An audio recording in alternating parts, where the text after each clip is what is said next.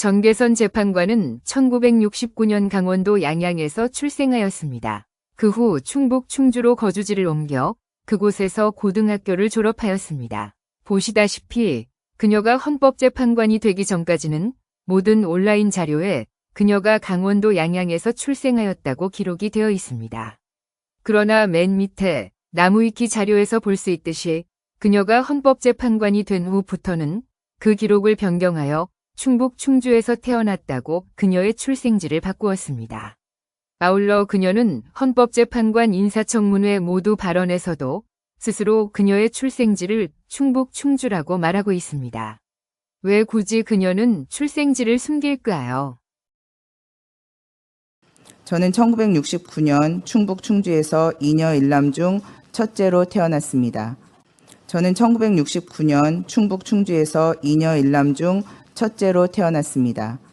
저는 1969년 충북 충주에서 이녀 일남 중 첫째로 태어났습니다. 저는 1969년 충북 충주에서 이녀 일남 중 첫째로 태어났습니다. 아버님은 유머러스하고 교육열이 강하신 분이셨고 어머님은 부지런하고 헌신적인 분이셨습니다. 가난했지만 화목하고 웃음이 끊이지 않았습니다. 상황은 아버님이 실직하신 후 바뀌었습니다. 어머님이 한복 바느질로 생계를 책임지게 되어 아버님은 생전 해보시지 않은 가사일을 일부 하시게 되었지만 그 역할을 흔쾌히 받아들이지 못하셨습니다. 가장 역할을 제대로 못한다는 무력감은 때로 폭력성으로 나타나기도 하였습니다. 가부장제, 정상가족, 고정된 성역할 이데올로기가 여성뿐 아니라 남성을 얼마나 억압하고 화목한 가정을 망가뜨리는지 저는 보았습니다. 양성평등을 기초로 성립되고 유지되어야 할 혼인과 가족생활은 가사노동의 가치에 대한 제대로 된 평가와 성역할에 대한 고정관념 탈피에서 시작되어야 한다. 다양한 형태의 가족의 모습을 사회가 수용하고 지원하여야 한다는 지금의 제 생각은 성장 과정의 경험과 맞닿아 있습니다.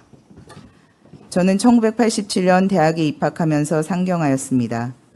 주변의 권고로 의대에 진학하였습니다만 수업에 들어가지도 당시 학교 곳곳에서 열리던 집회에 참여하지도 못하고 방황하며 대부분의 시간을 후생관 한 구석의 영화 상영관에서 보냈습니다. 그때 본 영화 중 하나가 알파치노 주연의 모두에게 정의를입니다. 최종 변론에서 알파치노는 이렇게 외칩니다. What is justice? 그 순간 저는 정의란 무엇인가를 되뇌게 되었고 법을 공부하면 정의를 찾을 수 있을 것이라 막연히 생각하여 법대 진학을 꿈꾸게 되었습니다. 이듬해인 1988년 저는 법대에 들어갔고 조영래 변호사의 전태일 평전은 제게 사법시험을 준비할 힘을 주었습니다. 법을 사람을 위한 따뜻한 것, 실제로 작동하여 정의를 실현시키는 것으로 만드는 법조인이 되고자 하였습니다. 훌륭한 법조인이 되고자 한 서울대 법학과 정계선 학생은 개량 한복을 자주 입었고 담배를 좋아하여 입에 담배를 물고 각종 시위와 집회에 참가하였습니다. 1980년대 후반과 1990년대 초반 그녀의 대학 시절은 당시 민주화 운동이란 미명하에 많은 대학생들이 거리로 뛰쳐나오던 시절이었습니다. 정계선은 1969년 강원도 양양에서 출생하였습니다. 그녀가 그녀의 출생지를 처음에는 강원도 양양이라고 발표를 해놓고 헌법재판관이 된 이후에는 왜 충북 충주에서 태어나고 자랐다고 말을 바꾸었는지는 알 수 없습니다. 강원도 양양의 산악지대는 해방 후 지금까지 북괴 무장공비를 포함한 대부분의 간첩들이 남하할 때 주로 통과하는 메인 루트입니다. 북괴의 간첩들에게는 매우 익숙한 곳이 강원도 양양입니다. 정계선이 이것을 의식하지 않았다면 굳이 그녀가 그녀의 출생지를 강원도 양양에서 충북 충주라고 거짓말을 할 이유가 없습니다. 그리고 어디 고등학교를 나왔는지, 어디 중학교를 나왔는지 정계선 재판관님께서는 국민들께 밝히시기 바랍니다. 1969년에 강원도 양양에서 출생하여 1987년에 충주여자고등학교를 졸업하였다면 그 중간에 초등학교와 중학교의 졸업 소재지도 밝혀야 하지 않겠습니까? 아울러 1992년 2월 서울대 법대를 졸업한 후 1995년 10월 사법고시에 합격하기 전까지 1992년, 1993년, 1994년 3년 동안 어디서 무엇을 하였는지를 말씀해 주시기 바랍니다. 1995년 사법고시에 수석 합격할 정도의 실력이면 서울대 법대 재학 중이거나 졸업 후에라도 1992년, 1993년 또 1994년에도 언제든지 합격할 수가 있지 않았겠습니까? 그리 열심히 공부하지도 않은 것 같은데 대학 졸업 후 3, 4년이 지난 후에 갑자기 그 어려운 사법고시에 수석으로 합격을 하였다니 놀라울 따름입니다.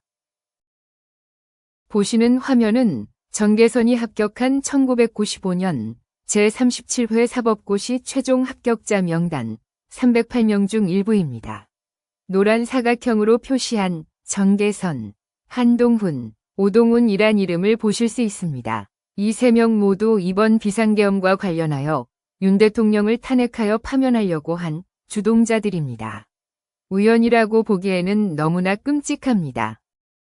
특히 오동훈과 정계선은 사법고시 동기, 사법연수원 동기, 서울고등법원 3년, 그리고 울산지방법원에서 2년 등 십수년을 함께 동고동락하였습니다. 뿐만 아니라 그 후 오동훈은 공수처장, 정계선은 헌법재판관이 되어 이번 윤 대통령의 탄핵에 앞장서고 있습니다. 이것이 우연입니까? 이 두 사람의 공통분모는 무엇입니까? 우리가 이번에 확인한 것은 이들은 지령에 따라 그들의 임무를 수행하고 있다는 점입니다. 이들은 나라를 절단내는 무서운 역모를 지금 하고 있습니다. 이 무서운 행동이 단순히 그들의 신념이나 이념 따위에서 나오는 행동이라고 착각해서는 안 됩니다. 이들에게 이념이나 신념 같은 것은 없습니다. 이들에겐 그들에게 채워진 평생 족쇄를 운명처럼 안고 살아야 하는 복종만이 있을 뿐입니다. 이들에게 채워진 평생 족쇄가 무엇일까요?